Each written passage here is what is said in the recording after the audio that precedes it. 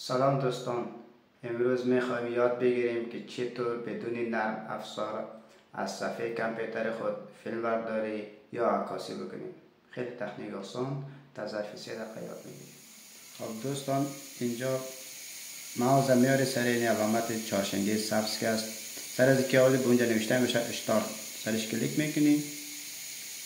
بعدا همچین صفحه باز میشه برایتون. اینجا یک علامت قیچی است، یک علامت قیچی اینجاست، یک علامت قیچی که است در کیبورد است، در خود کیبورد بالا در گوشه که نگاه کنید یک علامت قیچی است، اونجا میتونید از اونجا مثلا فعال کنید.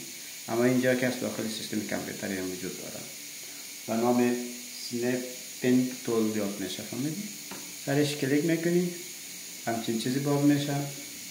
بعدش که است اینجا تصویر میتونید تصویر بگیرید از صفحه کامپیوتری. اگر خواستی ویدیو بگیرید سر ویدیو کلیک میکنیم. من میخوام الان ویدیو بگیرم، سر ویدیو. بعدا اینجا نیو نوشته باشه، یک علامت مثبت است، جمع، سرش کلیک میکنم.